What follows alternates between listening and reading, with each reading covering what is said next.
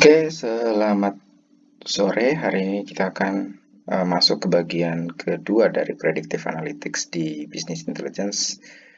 2 minggu lalu kita sudah membahas pengenalan mengenai penerapan data mining pada Business Intelligence yang biasanya dipakai untuk prediksi maupun analisa data.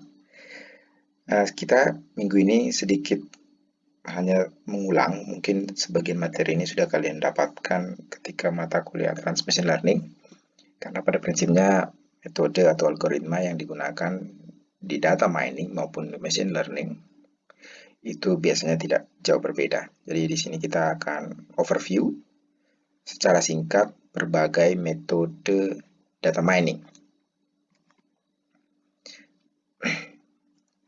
Jadi secara prinsip metode data mining bisa dibagi ke dalam beberapa kelompok. Yang pertama adalah klasifikasi, di mana kita melakukan pemetaan data kita terhadap target kelas kita, di mana target kelas kita dia tipenya adalah discrete atau nominal.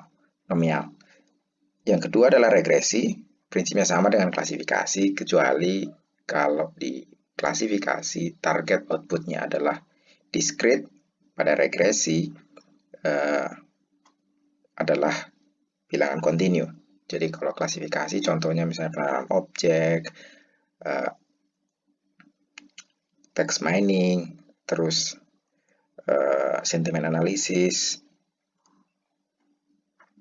biometrik, dan lain-lain. Kalau di regresi misalnya memprediksi harga saham, memprediksi suhu, cuaca, atau memprediksi rupiah dan lain-lain. Jadi kalau dia bersifat tipe datanya discrete, maka dia masuk ke dalam klasifikasi. Kalau dia bilangan kontinu, target outputnya dia adalah regresi. Lalu yang ketiga adalah asosiasi, di mana asosiasi ini adalah teknik unsupervised learning, di mana pada prinsipnya kita berusaha mencari relasi antar data. Jadi pada prinsipnya biasa, misalnya kalau ini digunakan untuk memprediksi karakteristik mana customer yang item misalnya di supply chain, misalnya kalau barang ini biasanya dibeli, biasanya dia juga akan membeli barang yang lain. Jadi misalnya makanya ini yang membuat kalau di supermarket barang-barang yang dianggap punya relasi yang kuat, asosiasi yang kuat itu diletakkan berdekatan, misalnya kayak area yang section bayi, karena biasanya orang yang beli popok juga nanti akan membeli sabun bayi, juga akan membeli sampo bayi, juga mungkin akan membeli tisu untuk bayi dan lain-lain. Atau makanan, orang yang membeli makanan biasanya juga akan membeli minuman. Jadi atas finding yang ada di asosiasi kita bisa merancang bagaimana suatu barang ditempatkan atau bagaimana pemesanan terhadap suatu barang. Misalnya kalau barang ini stoknya habis, apa juga barang yang lain yang mungkin stoknya habis dan lain-lain. Jadi semacam mencari relasi antar data. Kalau suatu event terjadi pada data ini, mungkin kemungkinan dia punya kemiripan terjadi pada data yang lain. Lalu clustering, ini juga unsupervised learning. Pada prinsipnya, pada proses clustering kita berusaha mencari data yang saling berdekatan. Jadi yang kita anggap mirip. Ini biasanya dipakai misalnya untuk mencari customer yang saling berdekatan, misalnya di perusahaan telekomunikasi itu mencari misalnya customer mana yang akan setia, atau dia punya kecenderungan untuk berpindah provider misalnya. Jadi dengan clustering pada bisnis bisa kita gunakan untuk mengidentifikasi mana misalnya customer yang prospektif, mana yang mungkin kurang prospektif, mana karakteristik customer yang mungkin belanja dalam jumlah besar, mana karakteristik customer yang mungkin sering belanja walaupun jumlah kecil dan lain-lain. Ini juga biasanya dipakai di sistem rekomendasi. Jadi customer yang kita anggap saling berdekatan bisa kita rekomendasikan barang-barang yang kita anggap mungkin berpotensi juga untuk dia beli. Biasanya kalau di belanja online itu sering diterapkan. Lalu yang terakhir, yang kelima adalah dimensionality reduction. Pada dimensionality reduction, pada prinsipnya kita berusaha mencari, mengekstrak informasi atau features dari data menjadi dimensinya menjadi lebih kecil tapi lebih berguna. Karena biasanya kadang misalnya kita punya banyak data, dimensinya besar, ada dua skenario. Pertama, bisa jadi jumlah data kita yang kita punya ternyata tidak terlalu besar jumlahnya, tapi dimensinya besar. Oleh karena itu, kadang kalau kondisinya seperti ini, kalau kita mau menerapkan prediksi dengan data mining, dengan teknik klasifikasi atau regresi, kemungkinan performanya tidak akan terlalu baik, karena dimensi datanya mungkin lebih besar dari jumlah datanya. Nah, untuk mensiasati ini, biasanya kita juga menerapkan dimension reduction. Jadi, kita semacam mencari tahu mana kira-kira features yang penting dari data ini. Jadi kita tidak perlu pakai semua, mungkin hanya pakai sepertiganya atau setengahnya, atau bahkan jauh lebih kecil dari yang original. Dan dengan demikian, kalau kita menerapkan untuk prediksi di klasifikasi maupun di regresi, kemungkinan performanya jadi lebih baik. Karena kemungkinan ada data yang mungkin saling mirip satu sama lain, korelasinya tinggi, atau data yang range-nya mungkin selalu kecil. Jadi karakteristik seperti ini yang biasanya diidentifikasi dengan teknik-teknik dimensional reduction supaya kita hanya menggunakan features yang kita anggap penting saja. Oke, jadi itu metode-metode yang akan kita bahas, beberapa contoh metode yang akan kita bahas nanti lebih detail di slide-slide selanjutnya. Lalu berikutnya kita akan membahas beberapa tools atau software tools yang biasa dipakai di data mining. Dan yang terakhir kita akan membahas kira-kira apa sih isu-isu yang ada di data mining, mitologi, dan kira-kira apa sih kesalahan orang yang menerapkan data mining. Oke, yang pertama klasifikasi. Jadi kalau kita bicara klasifikasi, ada banyak banget teknik klasifikasi. Mungkin kalian sudah belajar sebagian besar teknik-teknik ini di Advanced Machine Learning. Jadi dari decision tree, metode statistik, neural network atau jaringan saraf tiruan, SVM, super vector machine, case-based reasoning, bias classifier kayak naive bias, genetic algorithm, dan lain-lain. Jadi ini hanya contoh beberapa, tapi dalam realnya itu jauh lebih banyak, karena kalau kita bicara decision tree, ada banyak varian dari decision tree, banyak varian dari super vector machine, banyak varian dari neural network, dan lain-lain. Jadi ini adalah contoh-contoh dari algoritma klasifikasi yang dipakai di data mining. Yang penting diingat adalah kalian harus memahami setiap metode ini punya asumsi mendasar dalam memodelkan, dalam mencari relasi antara data dan target kelasnya. Jadi decision tree punya asumsi, neural network punya asumsi, super vector machine punya asumsi, bias classifier terutama punya asumsi yang sangat mendasar yang mungkin kalau kalian masih ingat, dia asumsinya yang harus kalau kalian misalnya menerapkan naive bias misalnya, tentu kalian harus memahami asumsi yang dipakai di naive bias, genetic algorithm, dan lain-lain. Jadi ketika kalian mau menentukan metode apa yang paling baik berdasarkan algoritma-algoritma ini, yang perlu kalian pahami adalah bagaimana karakteristik data kalian. Apakah karakteristik data tersebut cocok dengan asumsi yang ada di algoritma ini. Misalnya contoh yang paling simpel ya naive bias saya ambil karena ini salah satu metode yang cepat dalam komputasi, tapi asumsi mendasarnya misalnya dia asumsinya adalah featuresnya itu saling independen, jadi tidak ada korelasi antara setiap featuresnya. Jadi karena asumsi ini, ketika kalian menggunakan features yang sangat berkorelasi satu sama lain, maka kemungkinan besar naive bias mungkin tidak akan cocok, kecuali kalian melakukan optimasi tertentu di naive biasnya, misalnya kayak menerapkan weighted naive bias. Demikian juga misalnya decision tree, kalau kalian misalnya pakai decision tree itu asumsinya adalah informasi features yang berguna itu adalah yang information gain-nya atau Gini index-nya yang paling besar. Nah, Kalau memang features kalian cocok dengan karakteristik bahwa misalnya features kalian memiliki information gain yang besar, mungkin ini cocok. Tetapi kalau kalian misalnya punya features yang tidak ada yang signifikan terjadi perubahan information gain-nya ketika suatu features itu ada atau enggak, maka kemungkinan besar mungkin decision tree tidak terlalu cocok.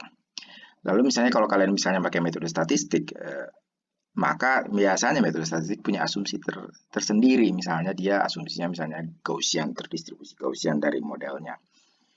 Nah, kalau kalian punya sistem yang mungkin datanya, kalau misalnya kalian lihat histogram dari datanya, ternyata mungkin dia tidak terdistribusi Gaussian dengan baik, maka mungkin dengan metode statistik tidak terlalu cocok. Jadi, itu yang perlu diingat bahwa ketika kalian menerapkan suatu metode terhadap data kalian, maka kalian harus mencocokkan karakteristik data yang kalian punya dengan asumsi yang dimiliki oleh metode tersebut.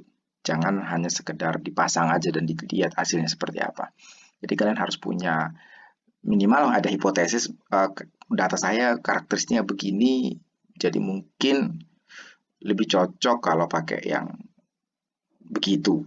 Jadi itu yang harus kalian pertimbangkan dalam memilih metode machine learning klasifikasi. Oke, jadi ini pertama decision tree. Jadi kalau decision tree, pada prinsipnya decision tree itu adalah membuat pohon keputusan. Jadi kita membuat pohon keputusan yang pada prinsipnya kita berusaha mencari features yang paling informatif dalam membuat pohon keputusan itu. Jadi pada prinsipnya kita melihat features mana yang paling penting dari features yang kita punya, lalu kita melakukan rule atau membangun rule atau tree berdasarkan features tersebut. Jadi kayak misalnya featuresnya nilainya ada antara yes dan no. Misalnya features itu jawabannya misalnya nilainya yes dan no. Jadi ketika dia yes itu signifikan terjadi perubahan dalam pengambilan keputusannya. Artinya kalau yes itu lebih condong cepat. Oh ternyata kalau dia yes, semua yang yes itu masuk ke kelas A. Maka berarti mungkin features itu bagus dijadiin untuk men-splitnya, jadi men-split karena mungkin kita kan banyak featuresnya. Jadi pada prinsipnya decision tree berusaha mencari features itu yang paling dianggap paling informatif, dan ini dilakukan sampai dianggap semua features itu sudah selesai dia split atau sampai batas kedalaman yang kita tentukan dari awal. Misalnya oh nggak boleh lebih dari 10 kali di split rules-nya misalnya. Jadi itu dilakukan secara recursively sampai seluruh data training selesai dimasukkan ke dalam tree tersebut. Jadi bagaimana cara kerjanya? Kita membuat root node dan mengassign semua data training ke situ, lalu kita berdasarkan atribut-atribut yang ada di data training, kita split mana yang paling baik, dalam tanda petik baiknya. Karena nanti itu yang rules-nya, metriknya ada banyak, bagaimana definisi baik. Tapi prinsipnya kita mencari di mana splitting atribut dari features tersebut yang paling baik. Lalu berdasarkan hasil splitnya kita tambahkan cabang ke dalam root node tadi. Lalu kita evaluasi data kita terhadap setiap split dan dibagi ke dalam split itu. Kalau yang split itu namanya jadi leaf node. Lalu berikutnya kita ulang hal yang sama untuk setiap node.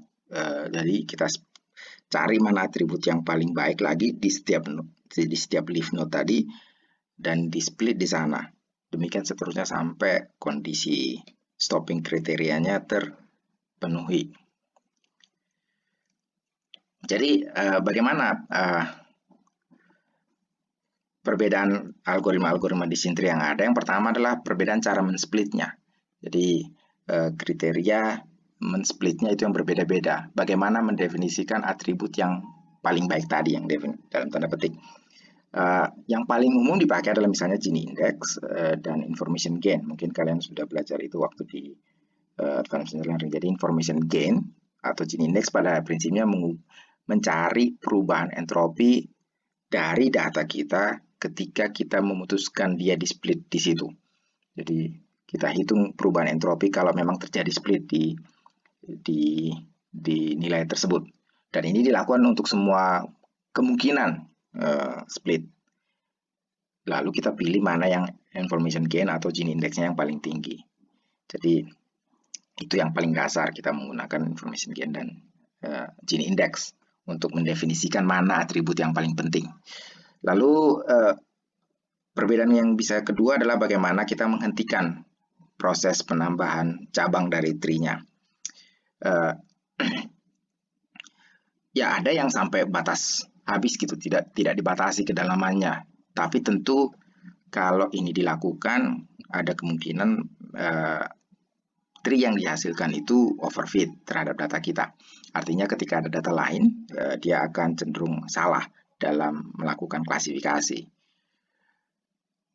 Yang kedua adalah dibatasi dalamnya. Jadi kita fixkan dalamnya bahwa oh kita nggak boleh lebih dari 10, kita tidak boleh lebih dari 15, atau dibatasi bahwa kita nggak akan split lagi misalnya kalau di setiap leaf node itu hanya punya tinggal jumlah minimal data yang harus ada di situ, misalnya entah 5 gitu. Jadi kalau udah 5 data yang ada di node tersebut maka kita berhenti men-split misalnya.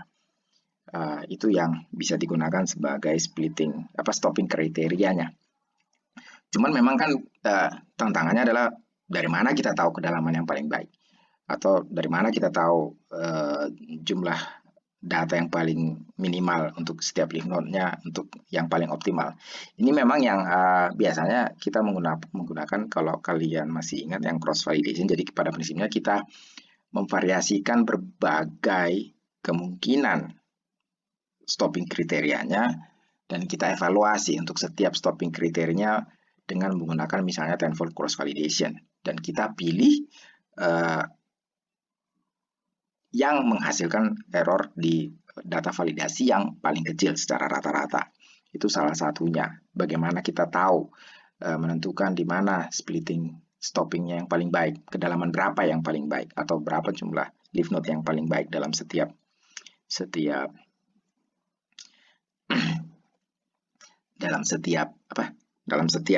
node.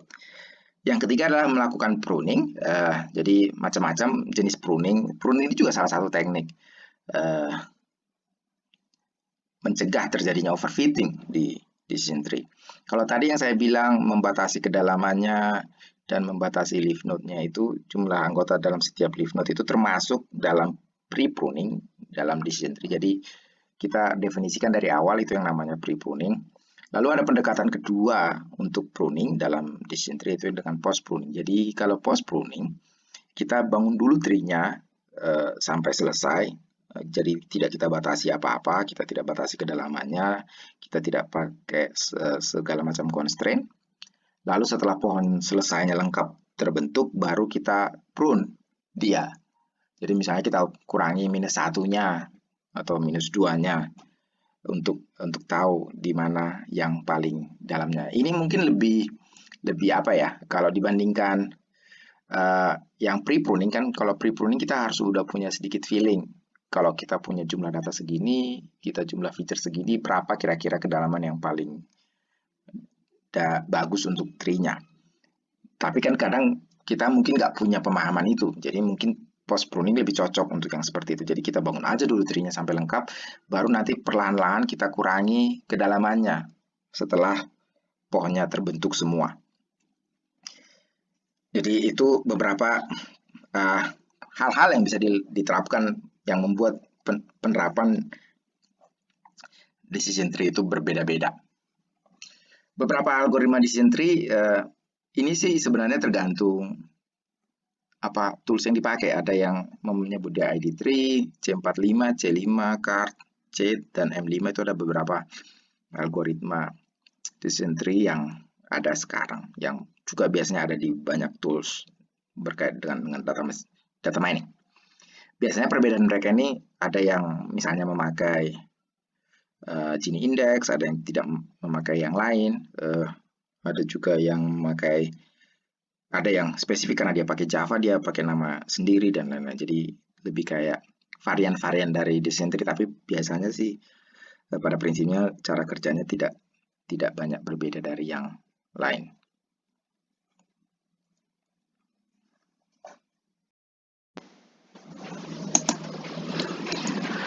Ini beberapa contoh splitting criteria seperti yang tadi sudah saya jelaskan. Yang pertama adalah Gini index. Pada prinsipnya Gini index ini menentukan purity dari sebuah kelas berdasarkan sebuah decision. Kalau kita memutuskan dia masuk ke dalam kelas atau atribut tertentu, biasanya dipakai di card, dan information gain itu menggunakan perubahan entropi dalam menghitung seberapa penting features tadi. Ini yang dipakai di ID3, C45, dan C5. Dan Chi-square statistik itu dipakai di JIT. Jadi perbedaan mereka pada prinsipnya hanya perbedaan bagaimana cara men-split features-nya. Tentu masing-masing punya kelebihan dan kekurangan masing-masing. Ada mungkin yang cocok pakai Gini index. Mungkin menurut saya sih kalau information gain dan Gini index itu agak mirip formulasinya. Jadi biasanya kalau dia baik dengan Gini index juga lumayan baik kalau pakai information gain. Mungkin yang agak berbeda lah dengan menggunakan Chi-square. Karena dengan Chi-square itu kan udah berbeda formulasinya. Oke, berikutnya adalah neural network. Kalau kita bicara neural network, mungkin sudah banyak dari kita yang belajar tentang ini dari waktu kuliah. Jadi kalau kita bicara neural network itu pada prinsipnya adalah jaringan saraf tiruan. Kenapa disebut jaringan saraf tiruan? Karena dia dulu dipropos itu untuk memodelkan sistem saraf manusia. Jadi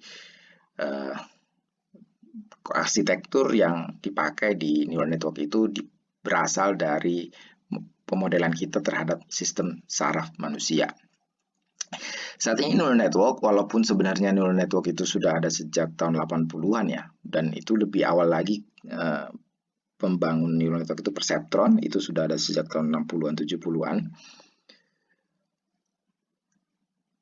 Kemudian sempat karena keterbatasan perseptron sempat ditinggalkan, lalu neural network berhasil mengatasi keterbatasan perseptron sampai tahun 90-an, namun dari tahun 90-an juga sempat ditinggalkan karena masalah reproducible-nya yang bermasalah. Artinya neural network ini kalau inisialisasinya cocok, bagus, pas, bisa menghasilkan akurasi yang sangat baik, tapi kalau diulang lagi bisa jadi sangat jelek. Jadi itu yang menyebabkan orang sempat meninggalkan neural network karena sulit mencari cara training yang menghasilkan konsisten hasil yang baik.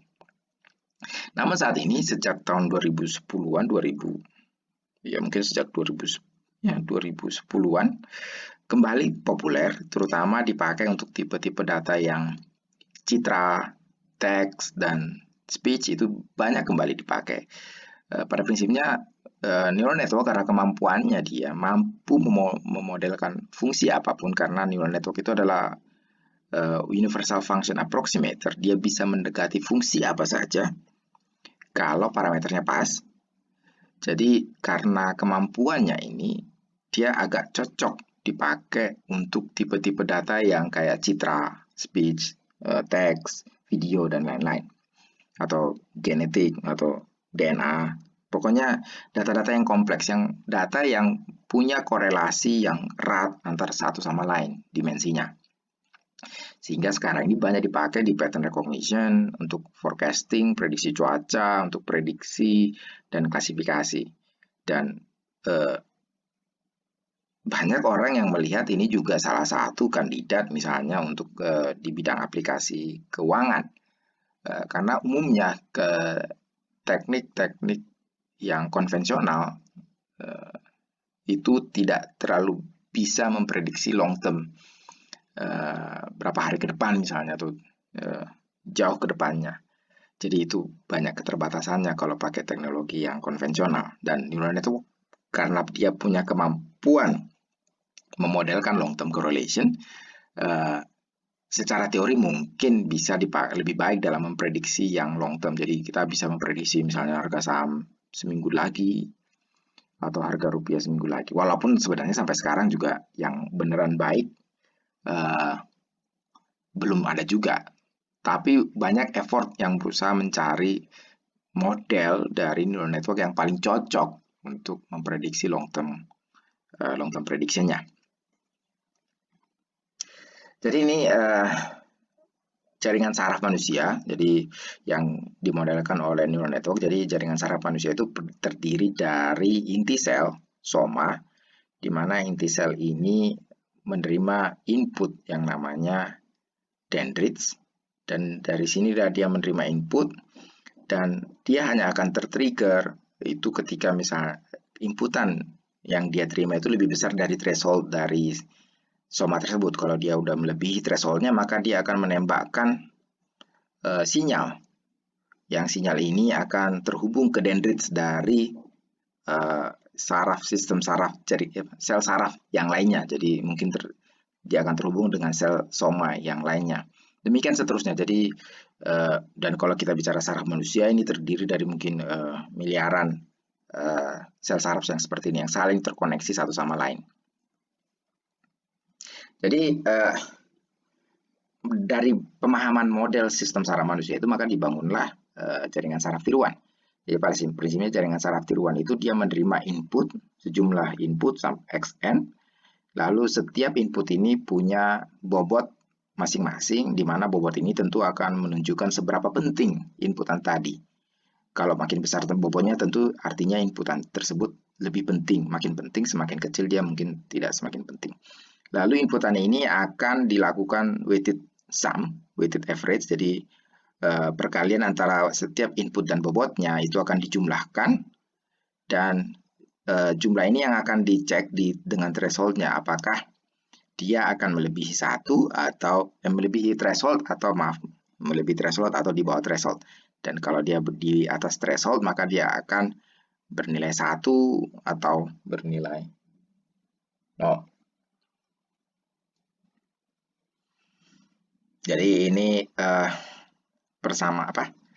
beberapa terminologi yang dipakai di biologi dan di artificial neural network. Kalau di biologi ada soma, maka di artificial neural network itu sama dengan node. Jadi dia punya node, dendrites itu input, akson itu output, sinapsis itu bobot dari weight, slow dan fast, dan jumlah neuron.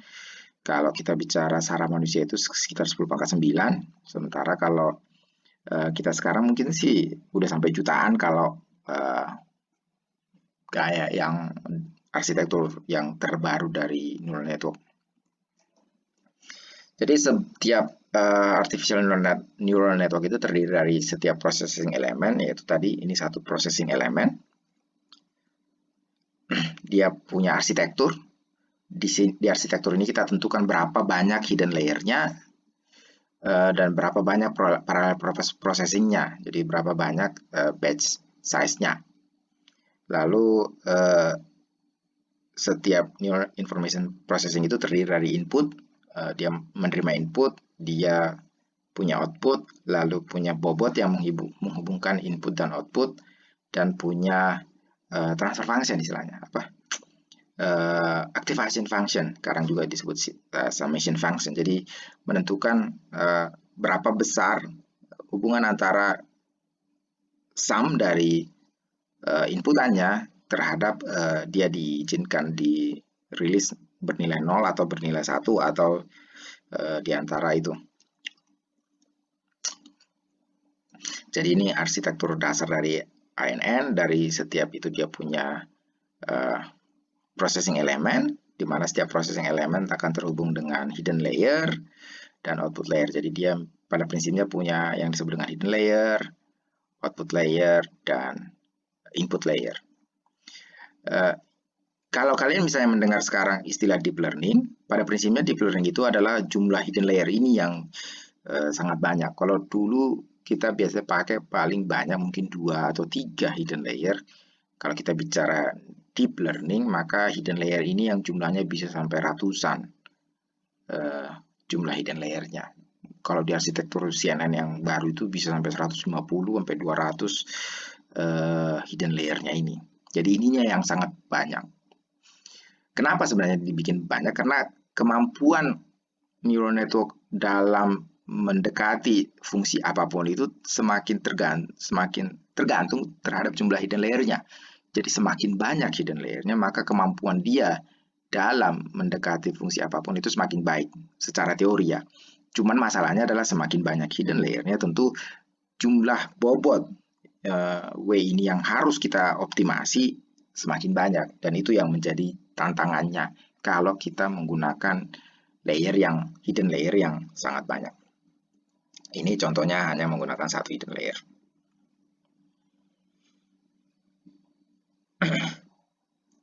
Jadi ini beberapa jenis arsitektur, bagaimana dia melakukan summation.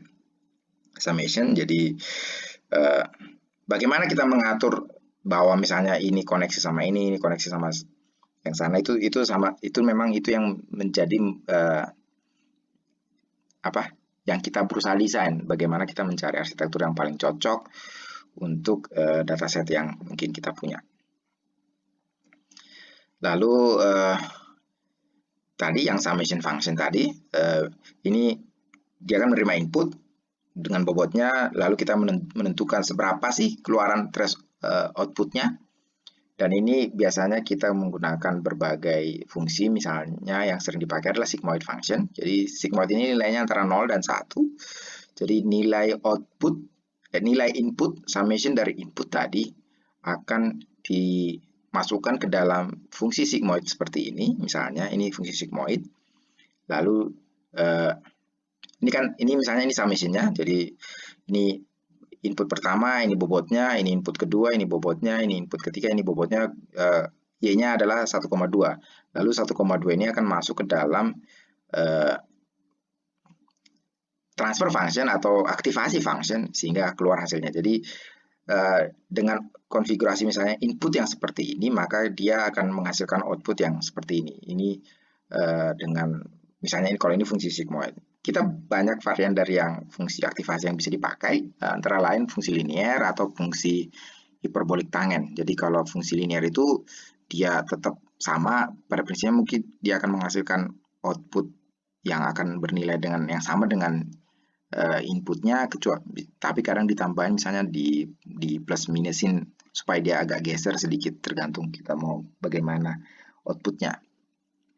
Kalau sigmoid function dia akan menghasilkan output antara 0 dan 1, sehingga sering dipakai output ini sebagai semacam probabilistik aja kadang. Jadi kayak misalnya kalau kita menggunakan ini di pengenalan objek, dia hanya kayak akan menghasilkan seberapa likely dia akan masuk ke kelas objek mana, objek tersebut ke kelas mana misalnya. Atau ada juga yang pakai tangen hiperbolik, jadi yang nilainya antara -1 dan 1. Kelebihannya tangen hiperbolik adalah karena range-nya itu, misalnya kalau kita asumsinya 2 kelas, ya dan tidak misalnya, range antara -1 dan 1 itu lebih besar dibanding 1 dan 0. Sehingga kadang dia lebih sensitif dalam mendeteksi perbedaan kelas misalnya. Oke, jadi arsitektur yang digunakan dalam neural network itu akan sangat tergantung dari kita mau bikin apa. Mau bikin untuk klasifikasi kah? Atau mau bikin untuk regresi kah? Mau bikin di clustering kah? Atau mau dibikin optimasi atau asosiasi. Kelebihan neural network ini adalah, walaupun di sini contohnya dia adalah contoh untuk klasifikasi, pada prinsipnya dia bisa dipakai untuk apa saja. Bisa dipakai untuk supervised learning, untuk klasifikasi, bisa dipakai untuk supervised learning, regresi, bisa dipakai untuk clustering, unsupervised learning, atau feature selection, atau feature reduction, unsupervised learning. Jadi, dan arsitektur yang kita desain itu akan menentukan tujuan yang mau dicapai, apakah untuk klasifikasi atau untuk regresi, menentukan arsitektur apa yang akan kita gunakan di neural network-nya. Beberapa arsitektur yang paling umum dipakai adalah feed forward. Jadi feed forward itu yang neural network yang biasa kalian tahu. Jadi nilai informasinya itu maju terus dari belakang dari input sampai ke output, dan di mana setiap node itu saling terkoneksi. Biasanya kita menggunakan backpropagation untuk learning-nya. Ada juga yang multilayer perceptron, ya ini sama dengan feed forward, cuman beda, yang hampir kayak bedanya sih. Kalau dia pakai backpropagation untuk learning-nya. Mungkin ada yang kalau yang baru sekarang ada recurrent. Jadi kalau recurrent ini ada kayak relasi antara hidden layer-nya ada Self Organizing Features Map. Jadi ini cuman punya satu hidden layer, kalau nggak salah, lupa saya. Ada Hop Field, ada CNN, ada macam-macam sekarang arsitekturnya. Ini contoh yang feed forward multi-layer perceptron. Jadi dia punya input, punya hidden layer, dan punya output, di mana setiap hidden layer itu terkoneksi dengan input. Ini SOM, jadi kalau SOM dia punya, oh ya ini SOM, jadi hidden layer ini, yang misalnya hidden layer yang berikutnya itu bukan, kalau di multi layer perceptron, kalau misalnya kita punya hidden layer baru di sini, maka hidden layer itu hanya akan terkoneksi ke hidden layer sebelumnya. Kalau di SOM, setiap hidden layer itu terkoneksi terhadap input. Jadi itu arsitekturnya. Jadi dia hidden layer yang di sini itu bukan hanya terkoneksi tidak terkoneksi terhadap hidden layer sebelumnya, tapi dia terkoneksi pada inputnya. Demikian juga hidden layer yang di sini. Dia tidak terkoneksi pada hidden layer yang sebelumnya, tapi dia terkoneksi terhadap inputnya. Terus ini arsitektur yang Hop Field Network. Jadi ini semacam ada gate yang menentukan mana hidden layer yang aktif pada suatu waktu. Ini adalah proses development proses dari ANN. Jadi kita punya data, kita collect, kita organize, kita pisahkan menjadi training, testing, dan validasi. Lalu kita tentukan arsitektur neural network yang kita mau pakai, kita pilih learning algorithm yang mau kita pakai untuk mengoptimasi arsitekturnya, kita inisialisasi nilainya, lalu kita training. Lalu setelah cukup proses trainingnya, kita freeze bobotnya, lalu bobot itu yang kita jadiin model. Tentu kita bisa melakukan evaluasi dari hasil testingnya, misalnya model tadi di testing. Kalau misalnya memang kita mau optimasi, misalnya mau diubah cara inisialisasinya, diubah networknya, diubah arsitekturnya, diubah cara learning algoritmnya, diubah cara men-split datanya, dan lain-lain. Tentu itu bisa diubah tergantung yang kita inginkan, target output, target performance yang kita inginkan. Setelah ini selesai, kita ubah sampai akhirnya sudah optimum, maka model akhir ini yang kita gunakan sebagai deployment, yang akan digunakan untuk memprediksi terhadap data yang lain.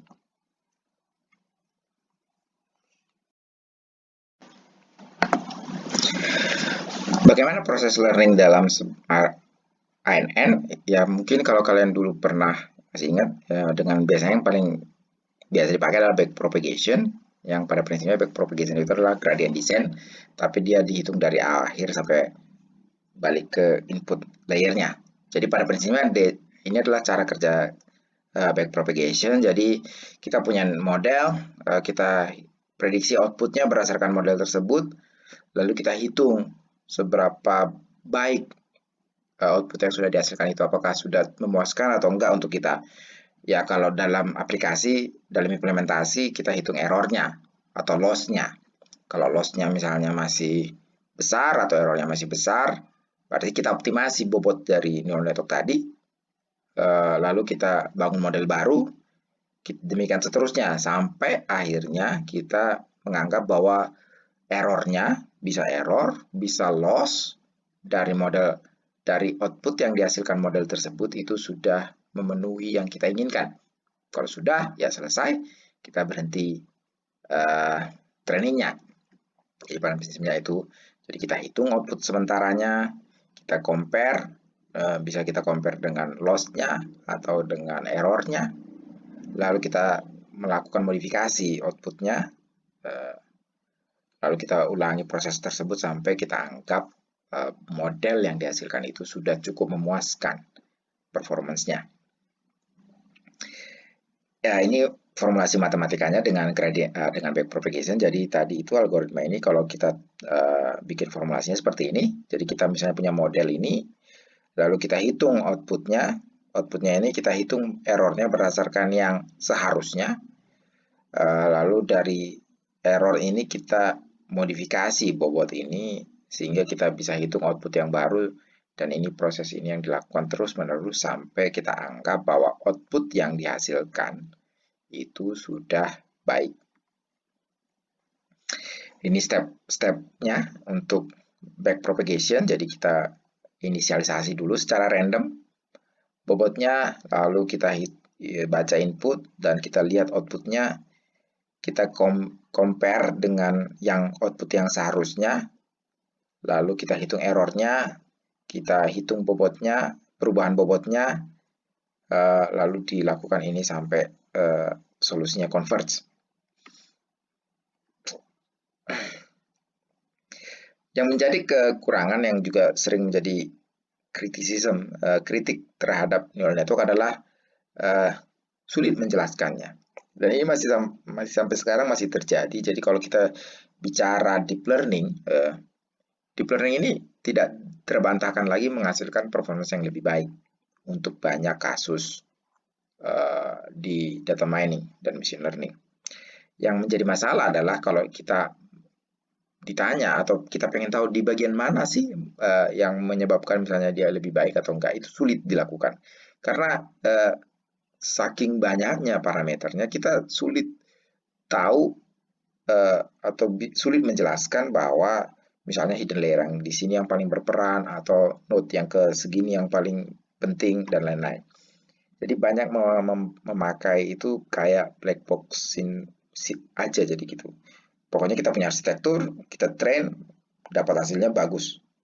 Jadi ini yang sering menjadi kritik terhadap deep learning. Tapi karena memang dia menghasilkan performance yang cukup jauh lebih baik dibandingkan metode konvensional, kita tidak bisa memalingkan wajah dari metode ini. Jadi kita tetap bukan terpaksa sih, ya memakai ini terutama kalau kita tipe data yang kompleks kayak citra atau video atau teks. Jadi bagaimana kita berusaha mencari cara menjelaskan neural network ini bisa dilakukan dengan cara melakukan sensitivity analysis. Jadi kita melakukan training terhadap neural network, lalu kita melakukan mengubah inputnya sedemikian rupa. Misalnya kalau kayak di citra kita tambahin noise-nya, atau di teks kita tambahin kata-kata lain di tengah-tengahnya. Jadi kita ganggu inputnya sehingga kita lihat outputnya bagaimana. Perubahan output akibat terjadinya perubahan input. Sehingga dengan demikian kita bisa melihat sensitivity-nya atau ada yang menggunakan istilah robustness-nya terhadap perubahan input tadi. Oke, berikutnya adalah support vector machine. Kalau dulu kita bicara machine learning sebelum deep learning, ini mungkin salah satu teknik yang paling populer. Terutama kalau data kita berdimensi tinggi, kayak data citra. Jadi dulu ini mungkin adalah salah satu yang banyak menjadi state of the art di banyak aplikasi data mining. SVM ini termasuk keluarga linear classifier sebenarnya. Jadi masih satu keluarga dengan neural network. Jadi kalau kita bicara linear classifier itu kan awalnya adalah perceptron.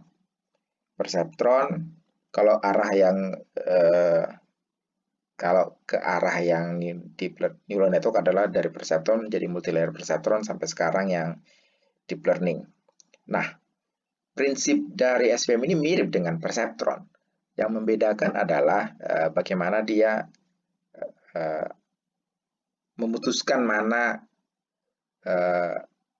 decision boundary yang paling baik. Kalau kita bicara linear classifier yang biasa, kayak perceptron, dia pakai misalnya mean square error yang dipilih sebagai kriteria bahwa classifier itu sudah baik atau enggak.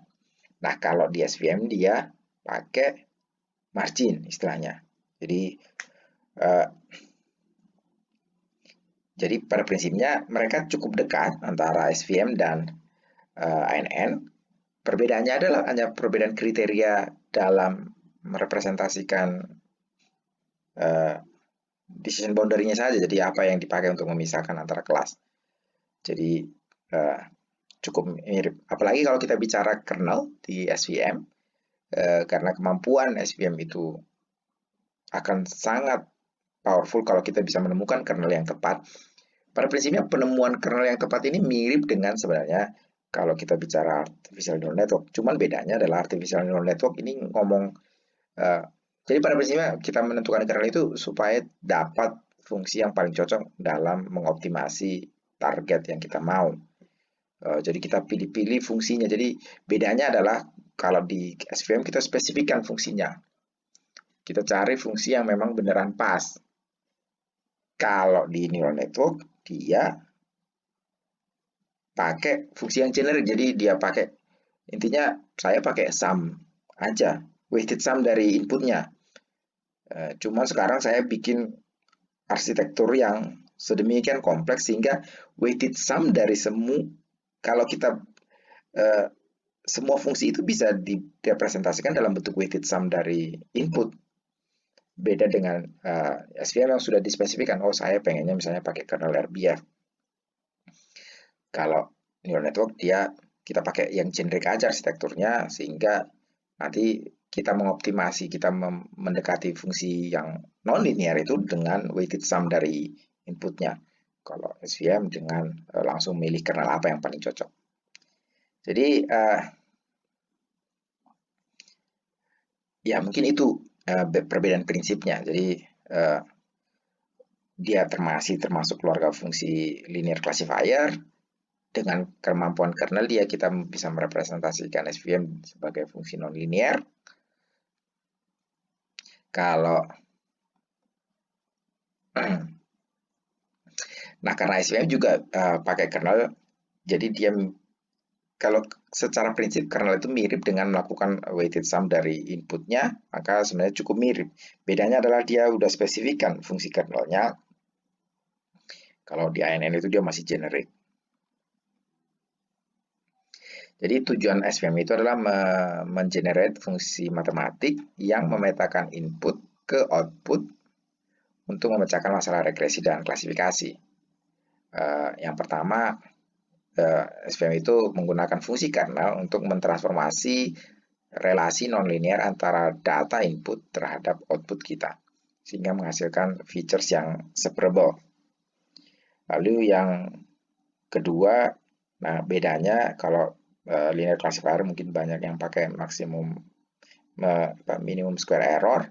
Kalau SVM itu yang memaksimumkan hyperplanes. Hyperplanes itu adalah hyperplanes margin yang memaksimumkan margin. Margin itu adalah hyperplanes yang memisahkan dua kelas dengan sama jaraknya. Jadi dia yang memaksimumkan jarak antara dua kelas. Dan karena dan salah satu kelebihan SVM, kalau kita bicara neural network tadi banyak kita menggunakan secara blindly, SVM ini punya dasar matematik yang cukup solid. Jadi solusi untuk SVM itu banyak dipakai itu dari solusi analitiknya. Jadi cukup solid fondasi matematiknya. Ini penjelasan hyperplane. Jadi hyperplane itu pada prinsipnya bidang yang memisahkan data, dua kelas data dengan jarak yang sama satu sama lain. Dan fungsi kernel itu adalah fungsi yang kita pakai untuk melakukan transformasi features yang kita punya sehingga dia bisa direpresentasikan dalam dimensi yang lebih kompleks dengan harapan bahwa SVM mampu memisahkan kelasnya di features yang lebih kompleks tadi dengan lebih baik. Salah satu contoh fungsi kernel yang biasa dipakai di SVM adalah radial basis function atau Gaussian kernel.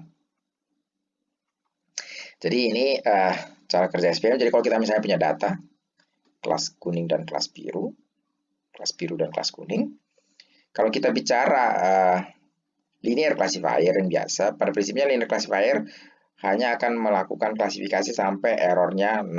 Nah, kalau pada kondisi yang linearly separable kayak gini misalnya, Berarti sebenarnya solusinya itu ada banyak kan, karena akan ada unlimited garis linier yang mampu memisahkan ini dengan eh, sangat baik, akurasinya 100%. Lalu tentu kalau kita bicara linear classifier, kalau kita disuruh milih tentu kita akan memilih eh, fungsi linier yang memisahkan mereka dengan jarak paling jauh ke datanya. Jadi ini yang disebut tadi yang garis yang memaksimumkan marginnya, karena ini adalah margin dari datanya.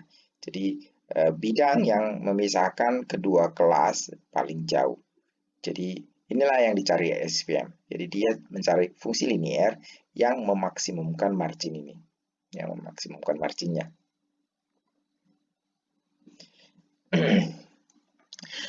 Bagaimana cara kerjanya ya? Pada prinsipnya sama saja kayak yang lain. Kita punya data, kita preproses, kita select model yang mau kita pakai dan kernel apa yang kita gunakan. Karena setiap kernel itu akan punya pengaruh terhadap transformasi dari featuresnya. Jadi mungkin ada kernel yang baik, ada kernel kalau salah kernel bisa jadi performanya sangat tidak baik. Lalu kita gunakan, kita training sampai kita dapat model akhir, lalu setelahnya kita deploy model tersebut.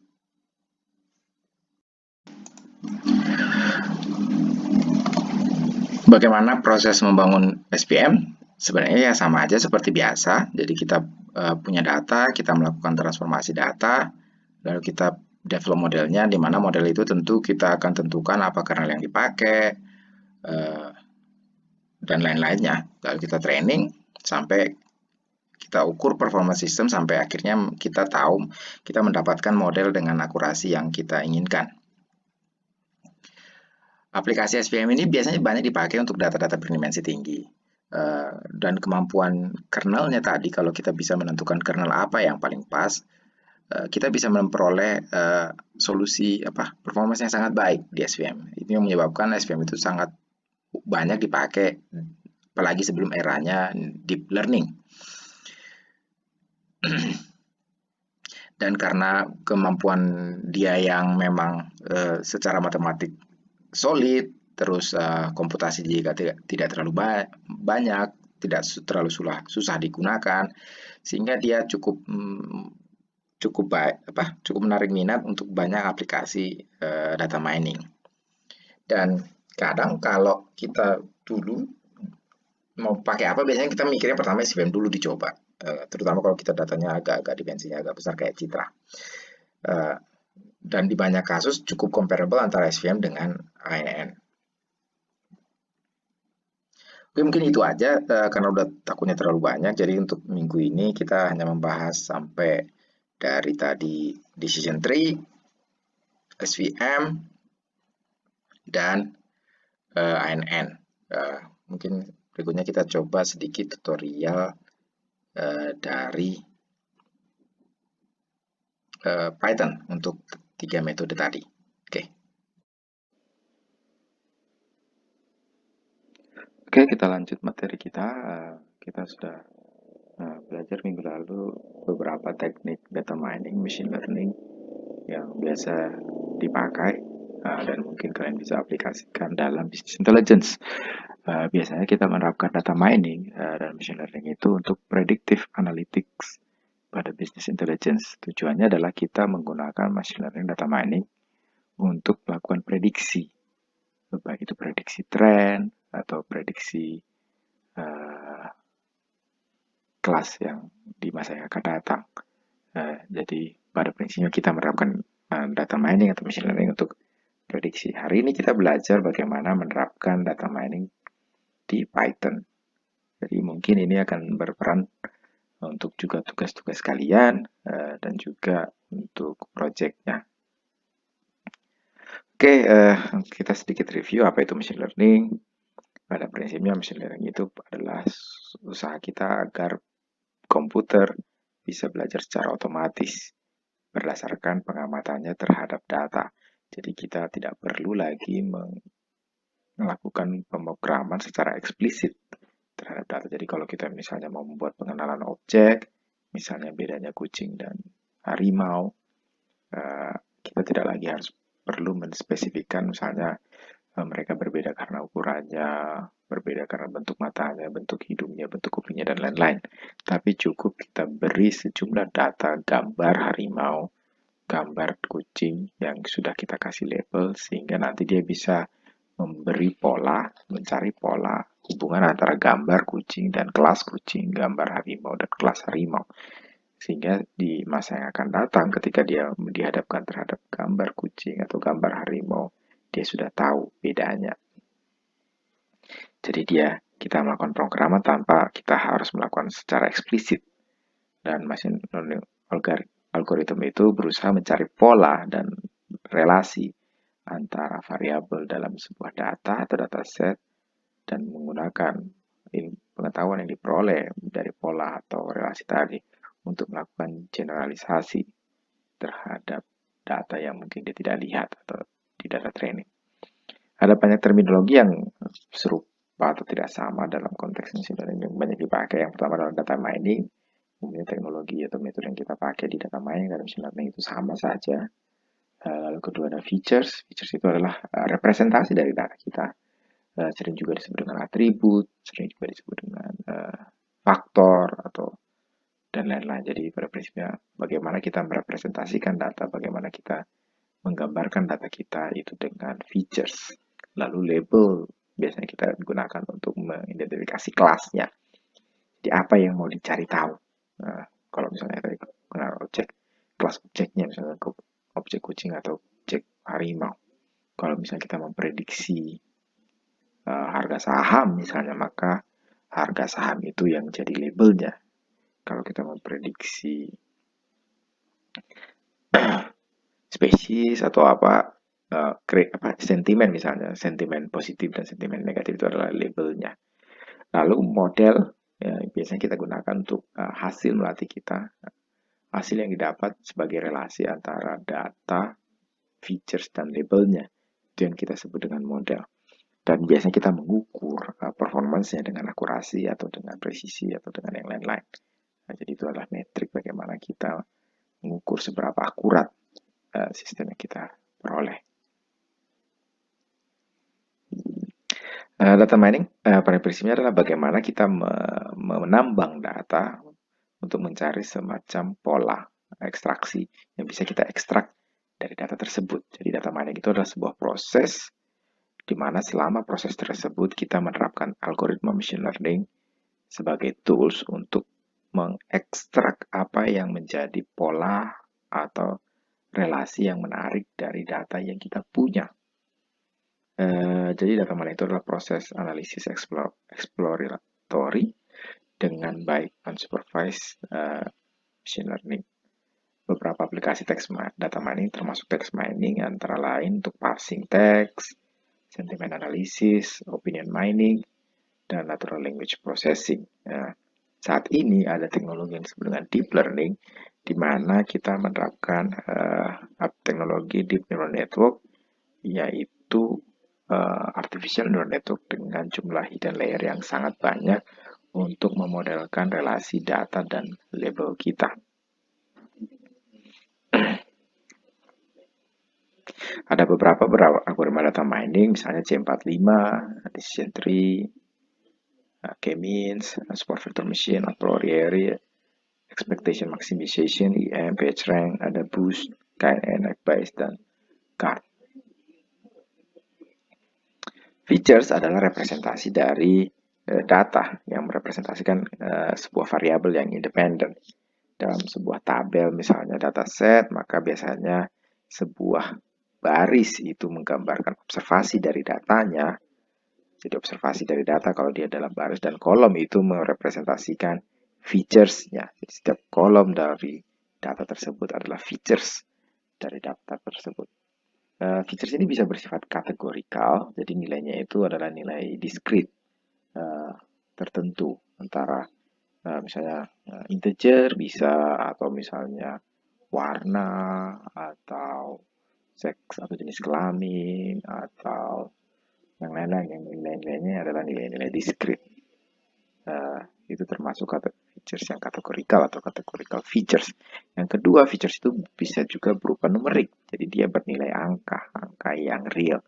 antara ya bilangannya bisa bulat, bisa juga pecahan. Jadi nilainya tergantung kita bagaimana mendefinisikan. Jadi kalau dia misalnya jumlah orang dalam ruangan itu integer misalnya, jumlah datanya berapa jumlah eh, intiknya atau yang lain. Jadi kalau kita jumlah itu misalnya dalam bilangan integer, kalau kita bilangan yang continuous juga bisa, misalnya suhu itu kan biasanya ada komanya, temperatur tekanan, atau harga saham besok, nilai tukar rupiah biasanya juga ada koma-koma. Jadi dia bisa bersifat numerik, bisa juga bersifat kategorikal. Jadi label itu adalah kelas yang mau kita prediksi. Apa yang mau kita prediksi. Jadi misalnya ini adalah sebuah data yang kita punya, tabel data yang kita punya. Kita ini punya 5 features, yaitu posisi, experience, skill, negara, dan kota. Dan kita mau memprediksi salary-nya misalnya. Jadi ini labelnya adalah salary-nya. Jadi berdasarkan biasanya kan memang kita bisa, misalnya dari pengetahuan kita bisa bilang misalnya orang yang jabatan tertentu, posisi tertentu tentu mempengaruhi berapa gajinya. Lalu semakin experience orangnya, tentu dia juga akan semakin meningkat gajinya. Seberapa banyak skill yang dia punya tentu akan mempengaruhi kelas gajinya. Jadi ini adalah faktor-faktor yang kita angkat bisa mempengaruhi gaji seorang misalnya. Jadi dan ini bisa kita gunakan misalnya sebagai features, dan labelnya yang mau kita prediksi adalah berapa gajinya orang tersebut. Jadi misalnya nanti di masa depan ada orang di mana kita tahu pekerjaannya, kita tahu berapa lama dia experience di sana, apa aja skillnya, dari mana dia berasal, di mana dia tinggal, dari model yang kita hasilkan untuk relasi antara features dan kelas ini kita bisa memprediksi misalnya dia kira-kira gajinya berapa.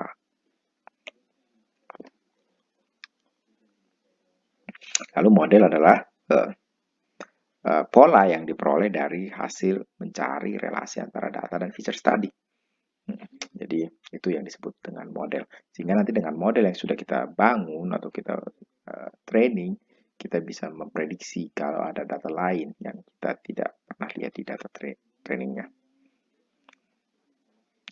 Di beberapa teknik, misalnya kayak SVM dan neural network, itu model-model yang biasanya butuh waktu lama untuk training. Tapi ada juga model yang misalnya kayak KNN, itu tidak ada proses trainingnya sehingga tidak ada komputasi di training, tapi biasanya justru dia berat di komputasi ketika di testing. Jadi ini bagaimana komputasi setiap model ini sangat beragam. Ada yang komputasinya besar, ada yang komputasinya tidak terlalu besar. Biasanya untuk membangun model kita menggunakan sebagian besar dari data, entah 80%, 70% dari data untuk mengoptimasi parameter yang ada di model tersebut. Lalu biasanya kita uji model tersebut dengan tes data, yaitu sebagian kecil dari data, 20%, 10%, 15%, dan sebagainya. Yang perlu diingat dalam machine learning ada yang disebut dengan no freelance theorem. Artinya dalam machine learning itu tidak ada solusi yang baik untuk semua hal. Dan ini yang sering saya tanyakan ketika misalnya kalian tesis. Ketika saya tanya misalnya, kenapa kamu pilih metode-metode itu untuk diuji, dia biasanya jawabannya karena itu yang dipakai orang. Nah, ini bukan jawaban. Kalian harus punya alasan kenapa menurut kalian data kalian itu cocok untuk algoritma tersebut. Terus ada juga nanti yang menjawab misalnya, oh karena itu Pak yang paling bagus. Yaitu tidak ada metode yang paling bagus untuk semua hal. Jadi tidak ada algoritma yang bisa bagus untuk semua masalah yang kita peroleh. Jadi tidak ada no freelance theorem, tidak ada makan siang gratis istilahnya.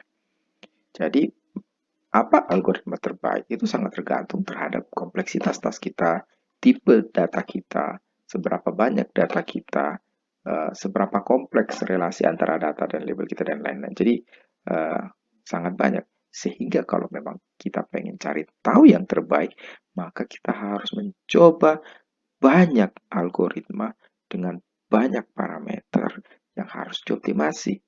sehingga kita tahu mana yang menghasilkan performance yang paling baik. Dan ini biasanya kita terapkan dengan menerapkan cross validation seperti yang sudah kalian pelajari mungkin di semester 2 untuk mencari tahu bagaimana model yang menghasilkan performance terbaik. Oke, kita ke Python sekarang. Kenapa kita pakai Python? Karena Python ini open source, jadi publicly available secara gratis, dan komunitasnya sudah cukup banyak orang yang pakai, sehingga karena banyak komunitasnya, kalau kalian dapat kesulitan di Python, biasanya kalian bisa cari di Google untuk solusinya. Jadi sudah banyak solusi yang ada di Python, ditambah sudah banyak publicly available libraries di Python yang kalian bisa pakai di internet. Dan untuk project misalnya atau untuk tugas, saya tidak melarang kalian mengambil semua library yang kalian bisa temukan di internet sana. Sehingga kalian bisa cepat sebenarnya kalau hanya sekedar dalam melakukan programmingnya. Yang saya mau tekankan adalah kalian harus mengerti setiap coding yang kalian copy atau yang kalian pakai. Jadi itu yang terutama. Jangan sampai kalian tidak tahu apa yang kalian kerjakan, cuma sekedar di run saja.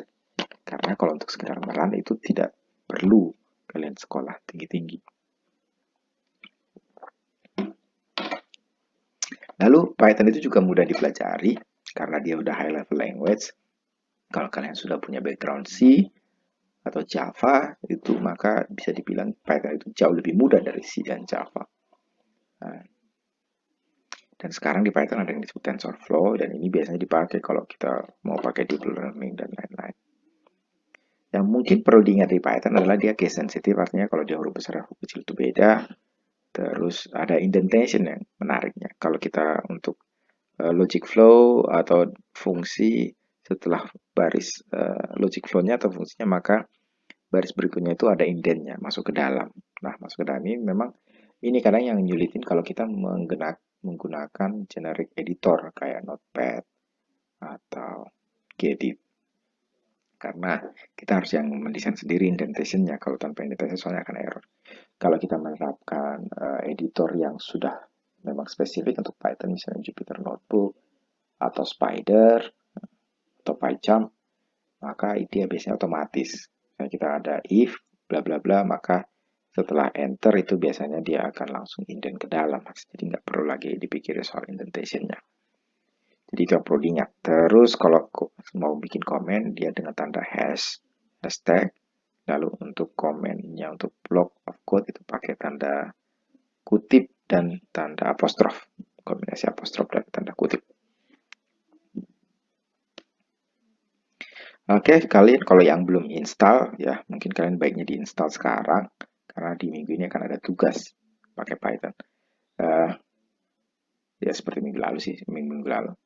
Jadi kalian juga mungkin perlu install Pandas, Matplotlib, scikit-learn, statistik, SciPy, Seaborn, dan IPython. Kalau kalian menggunakan Anaconda, kemungkinan besar yang sebagian ini sudah di-include di sana, mungkin kecuali Seaborn dan IPython. Mungkin yang harus kalian download sendiri, yang kalian harus install sendiri. Kalau untuk training data, kalau kalian memang pengen coba-coba data mining machine learning, kalian bisa ke scikit-learn, ke Archive, UCI, atau ke Kaggle, atau banyak juga di GitHub sekarang orang sudah sekaligus menyediakan coding dan datanya. Jadi yang bisa kalian pakai langsung. Untuk Anaconda yang saya anjurkan untuk dipakai di kuliah ini, kalian bisa langsung download di link ini. Dan akan banyak membantu karena banyak package yang seperti NumPy, SciPy, Pandas, ada itu juga sudah ada.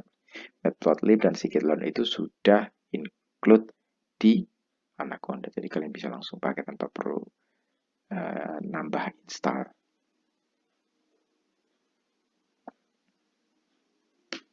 Oke, bagaimana merun?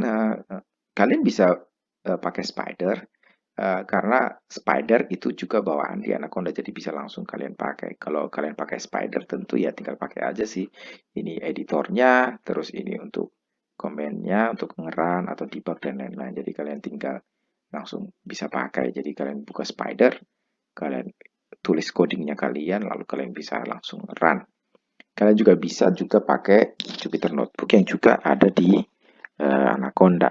Jadi seperti yang kalian mungkin sudah kerjakan di tugas satu sebelumnya. Jadi kalian juga bisa terapkan Anaconda untuk Jupyter Notebook untuk sebagai editor.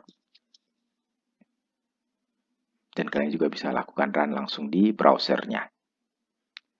Oke, untuk statistik ada banyak yang bisa kalian gunakan untuk time, random, datetime, pandas, matplotlib, statistik, scipy, scikit-learn, seaborn, IPython, dan numpy yang bisa kalian pakai untuk masalah-masalah berkaitan statistik. Jadi misalnya kalau nanti kalian perlu melakukan visualisasi data seperti sebagian mungkin project kan akan saya minta untuk melakukan visualisasi terhadap datanya, mencari tahu mana features yang menarik, mana yang dianggap penting. Tentu kalian harus menampilkan statistik dari data kalian, karena kalau enggak kalian nggak akan tahu tanpa menampilkan statistik atau visualisasi statistiknya. Oke, untuk pandas itu pada prinsipnya pandas itu adalah membentuk data frame mirip dengan list di Python sebenarnya. Cuman menariknya pandas ini bisa data frame-nya bisa berupa pasangan kayak dictionary.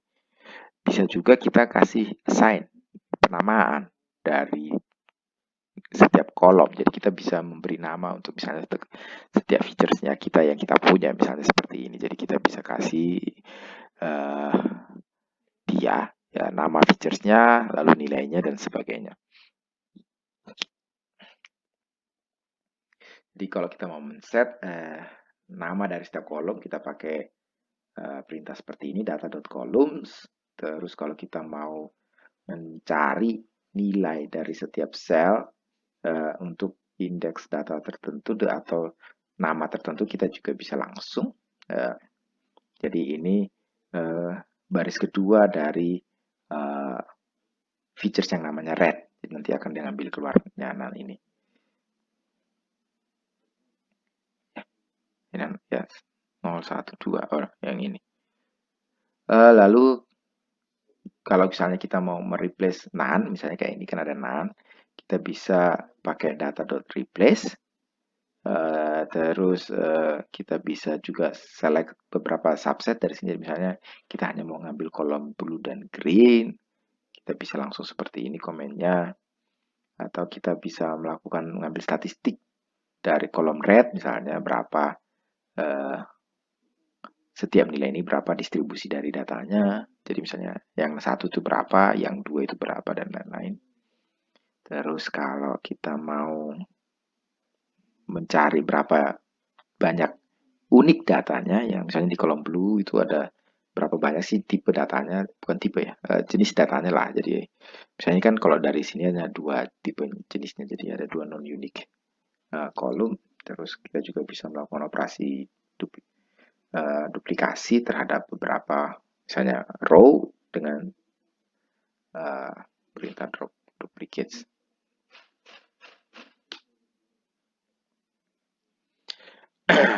Untuk membaca data tentu seperti mungkin kan juga sebagian sudah bisa atau semua mungkin sudah bisa langsung pakai pandas read CSV. Kalau tipe datanya CSV, kita juga bisa membuka data yang HDFS dengan HD open.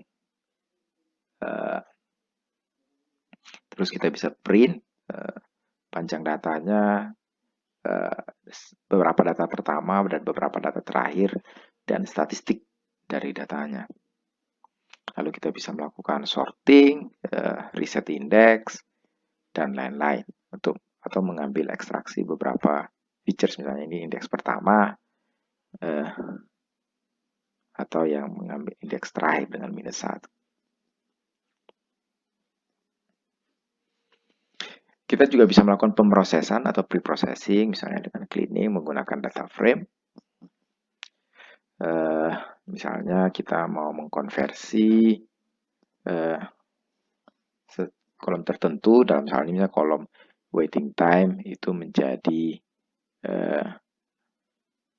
nilai negatif, atau mengkonversi string menjadi nilai integer, atau menghilangkan beberapa row, atau menghilangkan beberapa kolom dari data kita.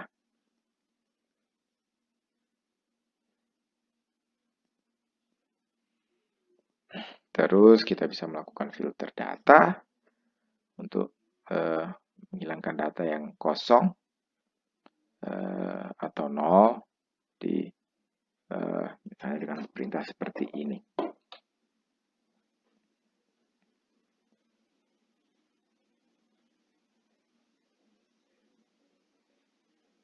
Atau kita bisa mendrop beberapa elemen yang kita anggap tidak ada atau none, misalnya dengan perintah seperti ini. Terus kalau misalnya kadang ada data itu yang duplikasi, kita bisa mendrop beberapa duplikasi, misalnya kalau yang kita tahu mungkin data itu punya duplikasi dengan perintah drop duplicate. Lalu misalnya kita bisa ulang lagi data yang tadi setelah kita hilangkan duplikasinya. Oke, kemudian di machine learning tentu kalian seperti yang sudah kalian dapat sebelumnya di mata kuliah lain juga. Biasanya kita split datanya untuk data training, testing, dan validasi. Atau data training dan test saja dengan bisa menggunakan train test split yang ada di scikit-learn. Seperti perintah ini. Biasanya kita menerapkan random string supaya eksperimen kita bisa diulang. Jadi dia supaya ketika dia merandom data training dan data testingnya, maka yang dipilih itu akan menjadi set yang sama. Kalau kita set random state-nya.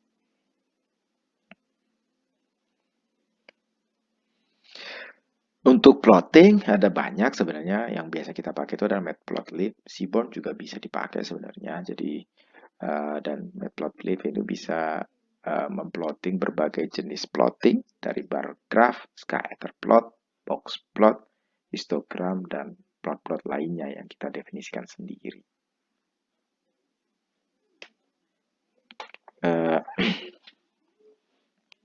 Ini contoh penerapannya matplotlib. Jadi kita bisa punya data ini, lalu dari range ini kita plot seperti ini bisa. Kalau dengan bar plot juga dengan perintah bar seperti ini. Kita dengan scatter plot juga dengan scatter. Lalu kita juga bisa menggunakan Python untuk menghasilkan relasi antar features. Salah satunya juga dengan Seaborn. Ini seperti ini misalnya. Jadi kita bisa melihat relasi antar features. Oke, jadi beberapa komen misalnya kita bisa melakukan sorting, filtering, grouping, plotting dari data. Dan perintah-perintah seperti ini misalnya. Kita juga bisa melakukan stack charts dengan seperti ini. Jadi kita melakukan stack dari datanya.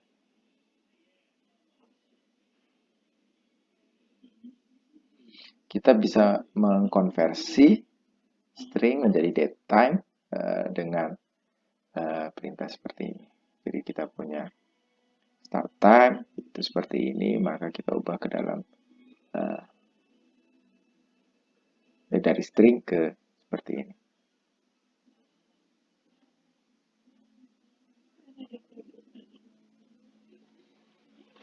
Terus kita juga bisa menambahkan kolom misalnya. Jadi misalnya kita mau menambahkan features di data. Jadi misalnya kita angkat kalau kita tambahin features yang merupakan misalnya polinomial dari suatu features yang sudah ada, atau kita mau menggabungkan beberapa features. Jadi misalnya features terakhir adalah kombinasi dari 1, 2, 3 features sebelumnya. Dan lain-lain juga kita bisa menambahkan kolom terakhir misalnya. Jadi seperti ini. Oke, ini kalau menampilkan statistik yang juga mungkin sebagian sudah kita kerjakan di tugas 1. Beberapa informasi statistik yang mungkin menarik dari data itu adalah misalnya mean-nya atau nilai rata-ratanya, mediannya, nilai tengahnya, mode-nya yang paling sering muncul. Variance adalah variasi atau seberapa spread data dari senternya. Standar deviasi adalah square dari variance-nya. Normal distribution adalah Gaussian distribution, di mana kita menganggap distribusi dari data kita mengikuti distribusi yang dirumuskan dari Gaussian. Lalu outliers itu adalah data-data yang kita anggap berbeda dari data kebanyakan, jadi dia agak jauh jaraknya dari data yang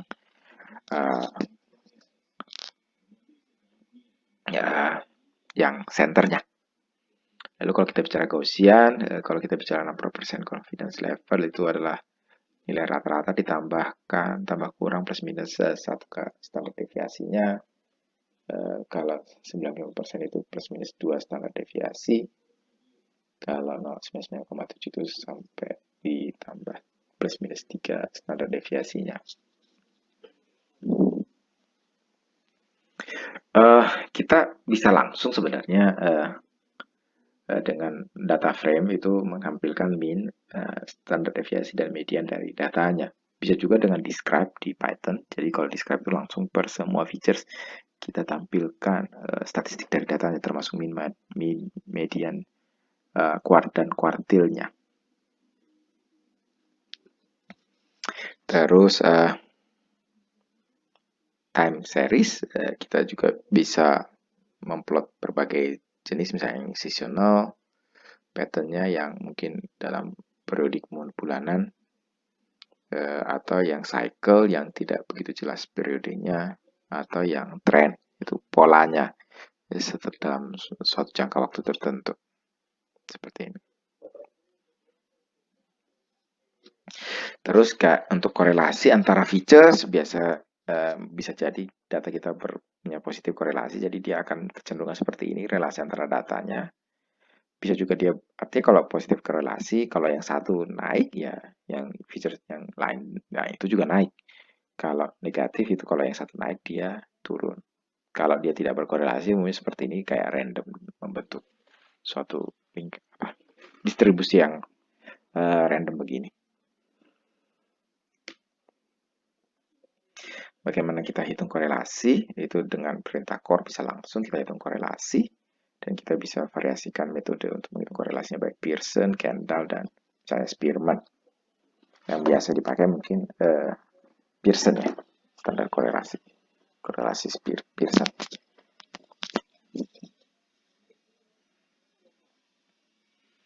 Kita juga bisa melakukan rename dataset itu seperti ini. Jadi kita bisa mengubah penamaan dari setiap kolomnya. Kita bisa melakukan loop through dataset. Mana kita preferensinya mencari korelasi untuk semua datanya sekaligus. Oke, yang berikutnya asosiasi. Asosiasi juga bisa kita aplikasikan dengan Python. Mungkin yang paling standar dari asosiasi adalah a priori atau juga FP growth yang mungkin sering kalian pakai. Kalau dengan a priori bisa langsung diimport dari a priori. Ada library a priori. Jadi kalian bisa langsung import library a priori. Dan kita bisa langsung hitung otomatis rules antar datanya dengan association rule. Kalau kalian tidak punya a priori, maka kalian bisa install baik dengan Conda maupun dengan pip install.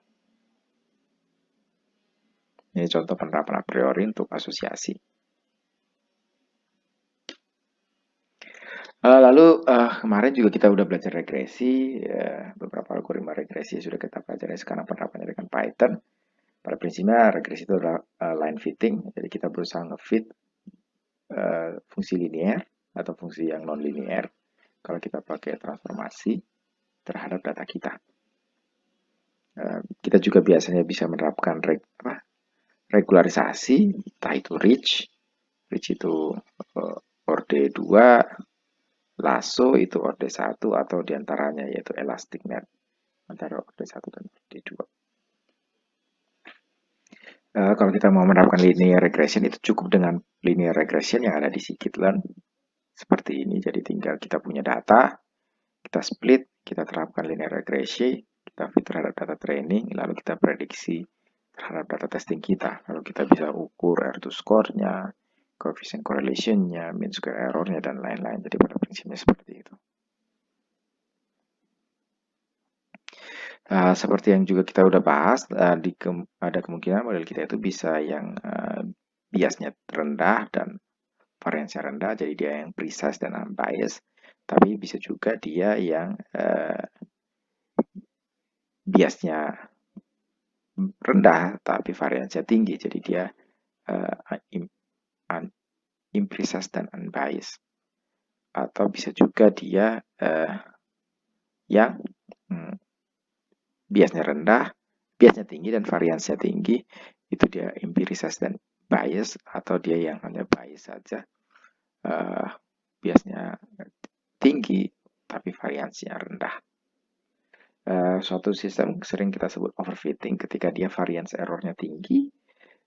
Kalau dia error biasnya tinggi, maka dia masih underfitting. Kalau overfitting itu prinsipnya adalah model kita yang terlalu kompleks. Underfitting itu adalah model kita yang terlalu sederhana.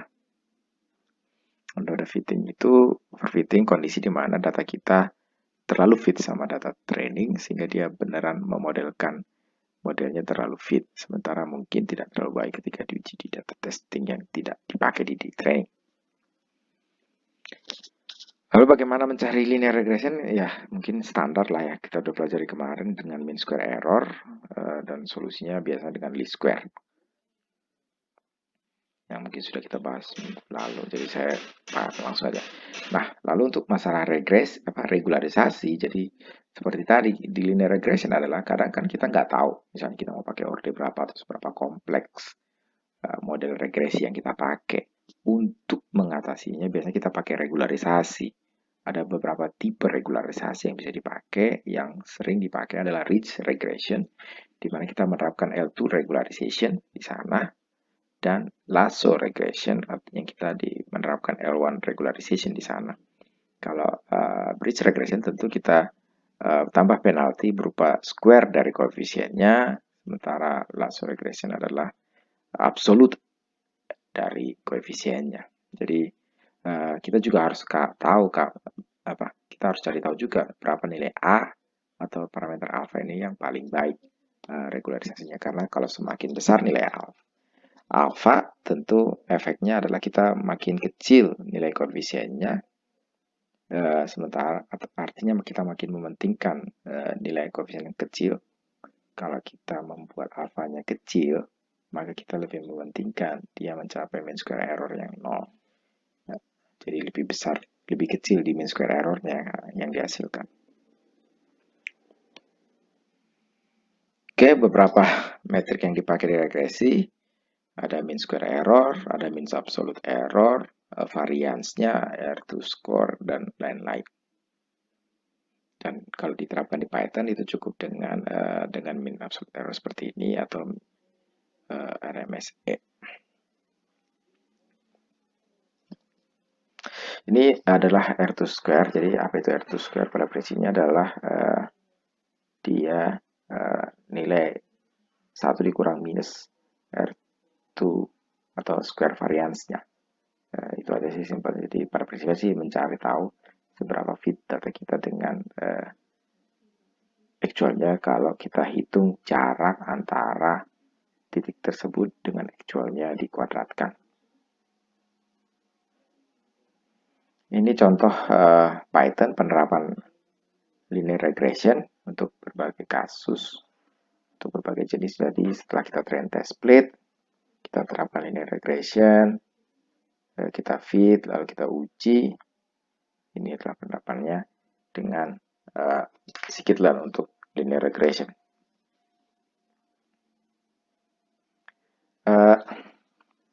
Kalau linear regression kita harus ngefit terhadap fungsi linear, maka mungkin banyak kondisi di mana data kita itu tidak linear datanya. Jadi ngefit dengan fungsi linear mungkin tidak terlalu bagus hasilnya, sehingga kita biasanya memfit dia dengan data yang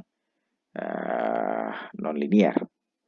Jadi biasanya kita bisa melakukan transformasi terhadap data tersebut, lalu kita menerapkan regularisasi.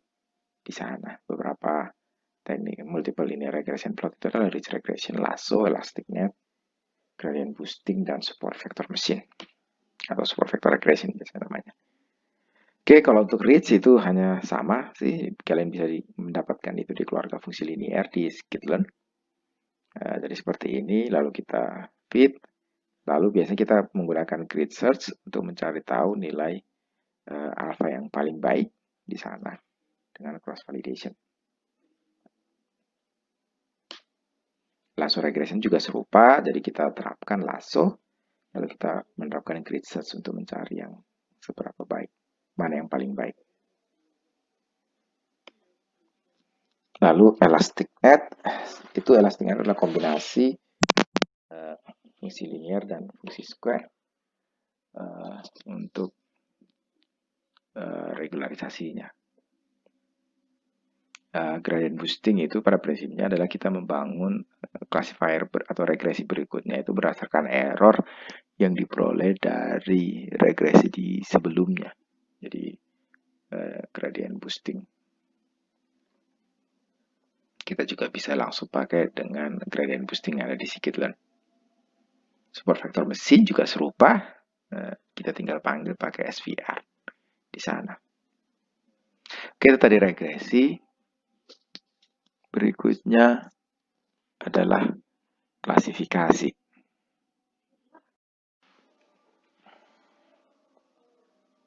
Kita kemarin sudah membahas beberapa teknik klasifikasi, naive Bayes, decision tree, kernel, random forest, dan gradient boosting misalnya. Tapi ada banyak juga, ada ANN, ada deep learning, dan lain-lain.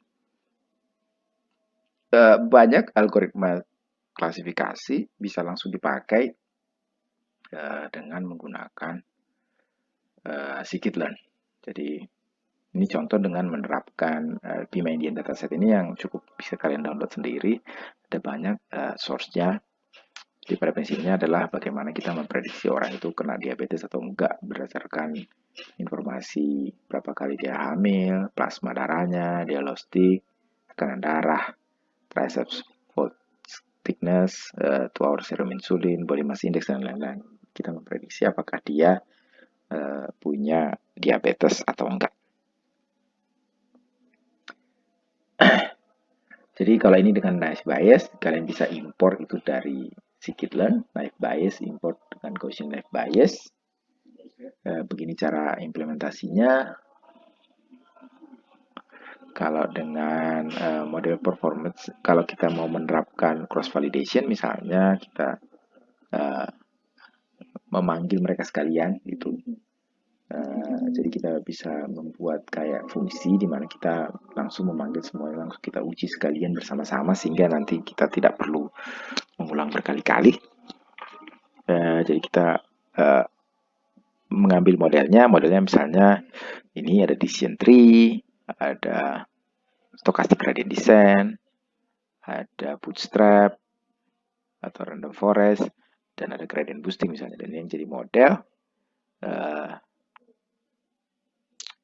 kita akan hitung akurasinya, IOC-nya, area under curve, akurasi di train datanya, dan lain-lain yang kita jadiin features-nya misalnya. Kalau di scikit-learn sendiri ada banyak sebenarnya. Jadi kalau kalian langsung lihat di website itu bisa seperti ini. Jadi bisa ada keluarga linear model, bisa dengan scikit-learn, baik dari least square biasa, ridge regression, lasso, multitask lasso, elastic net, dan lain-lain sampai polynomial regression. Di linear dan quadratic discriminant analysis ada berbagai metode yang bisa dipakai, kernel, support vector machine, stochastic gradient descent, nearest neighbor, Gaussian process, cross decomposition, naive Bayes, decision tree. Tree-nya itu ada berbagai macam, ada yang ID tree, C45, C5, dan card. Dan terakhir ada ensemble. Ensemble itu baik bagging, boosting, gradient boosting, ada boost, dan lain-lain. Terus untuk yang multi-class atau multi-label bisa juga macam-macam. Ada untuk feature selection juga, untuk semi-supervised, isotonic regression, probability calibration, dan terakhir adalah neural network. Tapi biasanya kalau kita mau menerapkan yang agak deep learning, kita biasanya tidak pakai scikit-learn, karena biasanya scikit-learn itu tidak teroptimasi di GPU. Kita biasanya pakai TensorFlow atau Keras karena mereka sudah diprogram supaya optimal kalau kita pakai GPU. Oke, itu klasifikasi. Jadi kalian bisa tinggal menggunakan scikit-learn. Dan mungkin sebagian dari tugas kalian atau project bisa pakai scikit-learn juga. Lalu yang berikutnya adalah clustering. Clustering ini pada prinsipnya adalah kita berusaha mengkelompokkan data secara unsupervised yang sudah kita bahas minggu lalu. Teknik clustering yang sering adalah k-means atau k-means clustering yang juga bisa kalian gunakan langsung di scikit-learn dengan library k-means dari library scikit-learn cluster. Dan kalian bisa menerapkan clustering untuk mengelompokkan data secara unsupervised. Nah, berikutnya ini adalah bagaimana kita menerapkan beberapa aplikasi machine learning tadi baik di computer vision dan di text. Yang pertama adalah computer vision. Yang library yang sering kita pakai adalah OpenCV. OpenCV itu bisa kalian install dengan pip atau dengan Anaconda. Kalau pip dengan pip install bla bla bla, Anaconda juga dengan Conda install. Kalian bisa cari bagaimana menginstal OpenCV di Python. Beberapa mungkin yang menarik atau mungkin bisa kalian coba, terutama untuk project-project yang menggunakan data citra. Beberapa fungsi yang mungkin dipakai adalah misalnya mengkonversi ke grayscale. Jadi dia mengkonversi jadi grayscale seperti ini. Terus ini berbagai metode grayscale-nya. Atau untuk video streaming. Beberapa teknik image processing, misalnya thresholding, ini dengan image-image yang kita pakai, misalnya ini contoh-contohnya dengan beberapa teknik thresholding di OpenCV dari gambar citra original, color, min, threshold, Gaussian, dan lain-lain. Jadi itu beberapa teknik image processing yang bisa dipakai di citra. Lalu untuk object recognition juga bisa dengan OpenCV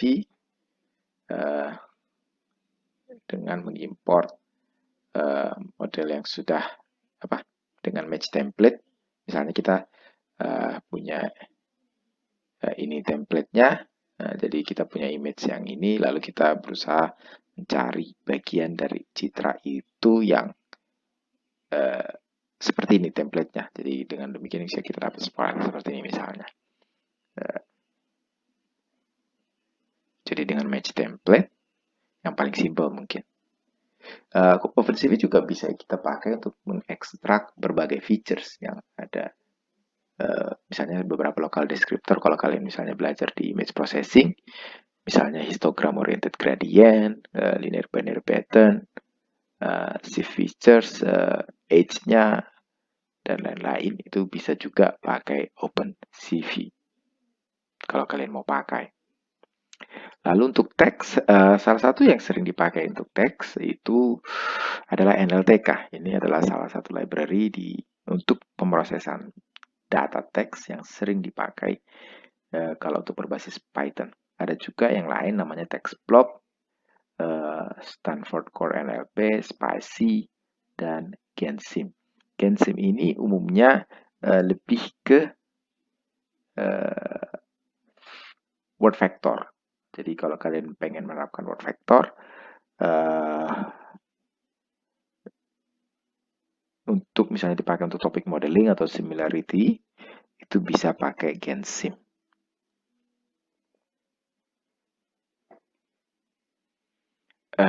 Kalau untuk package yang paling banyak itu NLTK. NLTK itu bisa diinstal seperti ini. Dan bukan kadang, kalian bisa menambah corpora Misalnya kalian tidak punya korpora sendiri, kalian bisa download dengan NLTK download untuk mendownload beberapa korpora yang tersedia di NLTK. Jadi beberapa proses di NLTK yang bisa dipakai itu tokenizing untuk split teks jadi kata-kata masing-masing, leksikon itu untuk mengambil kata dasarnya, terus corpora itu beberapa yang bisa dipakai untuk text classification, lemmatization itu stemming untuk mencari uh, maaf tadi kok leksikon itu untuk mencari arti sebenarnya dari kata, lemmatization itu atau stemming untuk mencari kata dasarnya dari kata, misalnya dari going jadi go, gone jadi go, dan lain-lain. Wordnet itu adalah relasi yang ada antar kata untuk mencari relasi antar kata, mencari sinonim, homonim, antonim, dan lain-lain. Ya,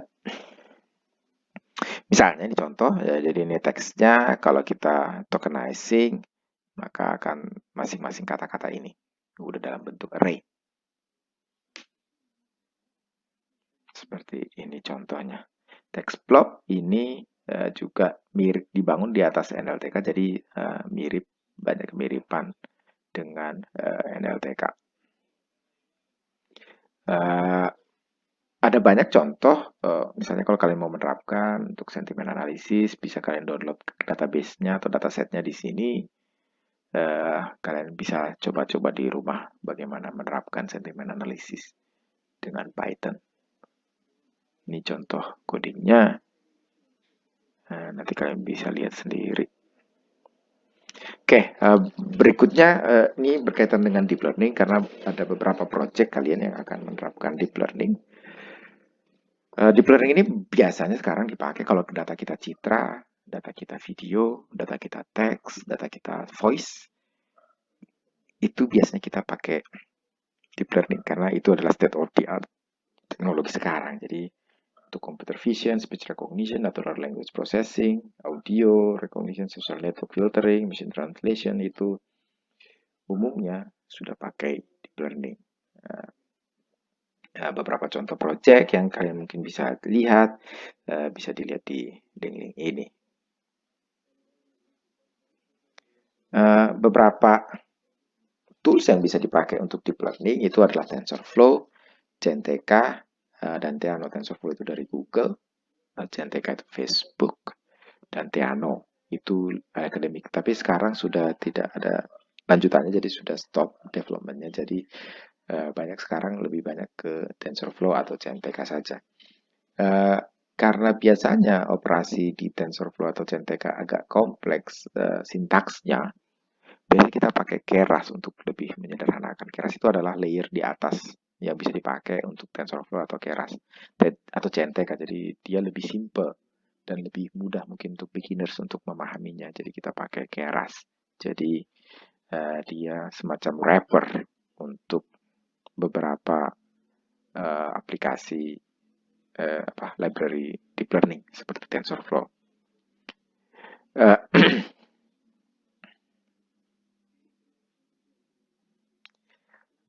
Untuk deep learning ini contoh-contoh features dalam deep learning untuk image processing, apa features yang sering dipakai selain misalnya red, green, blue. Bisa juga kita ekstrak median base features-nya, edge features-nya, atau CCCC features atau threshold based features. Bagaimana kita menggunakan neural network di Keras, kita harus pertama mendefinisikan network yang mau dibangun. Mungkin sebagian kalian di project saya minta untuk menggunakan arsitektur yang sudah fix, yang sudah di-develop oleh orang, jadi tinggal kalian compile saja network tadi, tidak usah lagi di-define. Di-compile, lalu di-feed, lalu dievaluasi, dan digunakan untuk prediksi data testingnya. Jadi ini contoh mendefine networknya. Jadi ini pada prinsipnya kita membangun model. Di Keras itu ada dua model, bisa yang sekuensial atau yang model. Dia kalau sekuensial itu yang seri. Jadi model itu berurut dari input sampai outputnya berurut.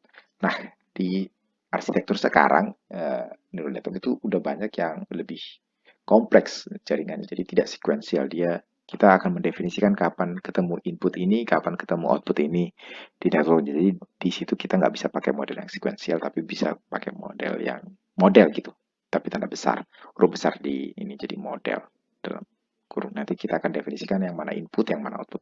Memang lebih kompleks dibanding sekuensial, tapi untuk beberapa dari kalian mungkin kalau untuk kayak VGGNet atau AlexNet itu hanya sequential model. Untuk ResNet dan Inception, nah itu pakai model biasanya, tidak bisa pakai sequential karena dia sudah tidak lagi seri, ada paralelismenya modelnya di sana. Oke, jadi seperti ini contohnya misalnya model sequential, jadi ini berurut ya dari input ke output. Jadi ini yang input pertama, layer pertamanya dia multi layer perceptron dense, artinya dia pakai multi layer perceptron, di mana dia output node-nya ada 5, input node-nya ada 2. Jadi features ini 2 dimensinya, tapi keluarnya nanti output node-nya ada 5. Lalu ditambah di layer berikutnya, ini layer keduanya, di mana dia akan menghasilkan output-nya 1.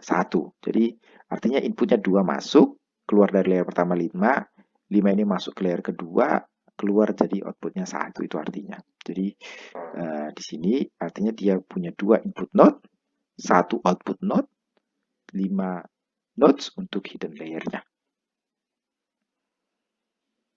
Kita bisa tambah atau memvariasikan aktivasi fungsinya.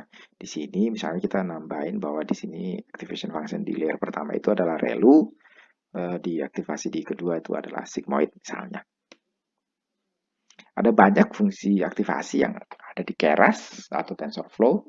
Dari sigmoid itu untuk binary classification, softmax itu untuk multi-class classification, linear itu untuk linear regresi, tan itu tangen, hiperbolik, ReLU adalah rectified exponent, apa saya lupa panjangnya, jadi rectified ELU, rectified exponential linear unit, ada Leaky ReLU, ada ELU exponential linear unit, SELU, soft plus, soft sine, hard sigmoid, ReLU, ELU, dan sebagainya. Ini perbedaan-perbedaan fungsi-fungsi sigmoid tadi. Lalu kita compile networknya, kita definisikan bagaimana learning tools-nya, learning method-nya, lalu kita definisikan loss function-nya. Ada banyak optimizer yang bisa dipakai di Keras, ada SGD, stokastic gradient descent, ada ADAM, ada RMS prop. Untuk loss function ada mean square error, ada binary cross entropy, dan categorical cross entropy.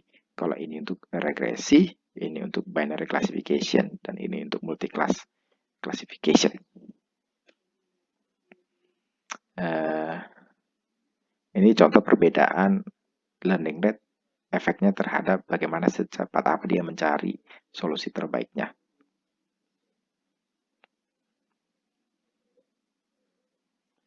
Oke, setelah kita compile, kita fit terhadap data kita definisikan berapa batch size-nya dan berapa banyak epoch-nya. Batch size ini seberapa banyak data yang kita pakai untuk optimasinya, entah SGD atau ADAM. Epoch ini berapa banyak kita iterasi ulang. Nanti ya. Lalu setelah itu kita evaluasi network-nya dengan misalnya menghitung akurasinya. Lalu dari model yang kita peroleh, kita bisa melakukan prediksi setelah selesai. Ini contoh menggunakan data diabetes untuk neural network dengan Keras. Jadi ya, kita loading datanya, kita definisikan Y, X dan Y-nya, features dan labelnya, kita definisikan networknya, lalu kita compile, kita fit, lalu kita predict. Kita juga bisa simpan model yang dihasilkan dengan perintah save. Oke, sekarang setelah selesai ini tugas ketiga berarti ya. Jadi kalian bisa download data credit card. Ini permohonan credit card. Jadi dari permohonannya dia akan di rating, dia punya credit rating baik atau buruk dari data ini. Lalu Tugas pertama, saya minta kalian melakukan seperti tugas pertama, melakukan exploratory data analysis untuk data ini, sehingga kalian bisa lihat distribusi dari features-nya, apakah punya missing values atau tidak, dan korelasi antar features-nya. Ya, caranya itu yang kalian cari tahu. Dari yang sudah saya ajarkan sebenarnya sih ada semua. Oke, setelah kalian exploratory data analysis, lalu kalian menggunakan teknik machine learning untuk membangun sistem prediksi. Ada banyak teknik machine learning yang bisa kalian coba. Saya minta 5 di sini, decision tree, KNN, SVM, logistic regression, dan naive Bayes. Dan saya minta kalian mengevaluasi di sini tidak pakai trend test split, tapi dengan cross validation. Saya gunakan tenfold cross validation. Saya minta kalian melakukan analisa terhadap metode mana yang paling baik dan kira-kira kenapa itu metode yang paling baik. Kalian harus mengembangkan alasannya kenapa itu yang paling baik. Lalu berdasarkan pengamatan kalian, kira-kira apa yang kalian bisa lakukan untuk improve performance yang sudah kalian peroleh. Kalian jelaskan. Oke, itu tugas untuk minggu ini. Kita minggu depan UTS, jadi tugas ini dikumpul 2 minggu lagi setelah UTS. Seminggu setelah UTS, jadi minggu depan kita UTS, baru tugasnya dikumpul minggu depannya lagi. Untuk UTS nanti saya akan kirim soalnya mungkin jam 12 siang.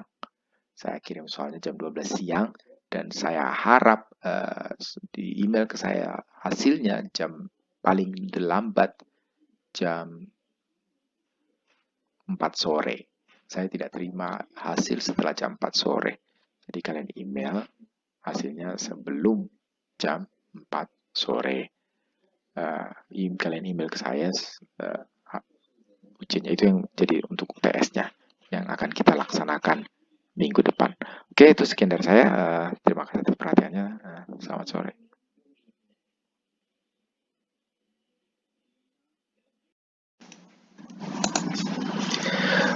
Oke, ini penerapan berbagai algoritma machine learning dengan Python. Jadi supaya kalian punya sedikit pemahaman, terutama nanti untuk tugas. Jadi ini library yang kita import. Biasa matplotlib untuk ngeplout, warnings, time, datetime, pandas untuk data processingnya, NumPy untuk olahan matriks. Lalu dari sini kita bisa import metrik apa yang mau dipakai. Metrik ini antara lain akurasi score untuk menghitung akurasi, bisa juga F1 score, ROC, AUC, precision, recall, dan lain-lain. Terus ini untuk loading database. Ini contohnya pakai PMindian. Ini cukup banyak, kalian bisa download di internet. Ini hasilnya 10 data pertama. Ini deskripsi dari datanya, statistiknya, jumlah datanya, mean, standar deviasi, dan lain-lain. Lalu kalau kita mau pakai trend test split ini 80-20, jadi test size-nya 20%.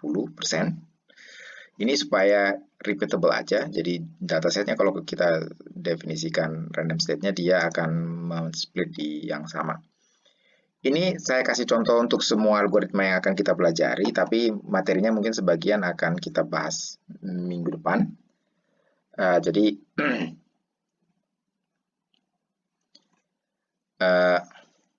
kita membahas naive Bayes. Naive Bayes ini bisa diimport langsung dari sini. Dari sini sebenarnya bukan hanya Gaussian naive Bayes yang bisa digunakan, ada juga multinomial, Bernoulli, dan lain-lain.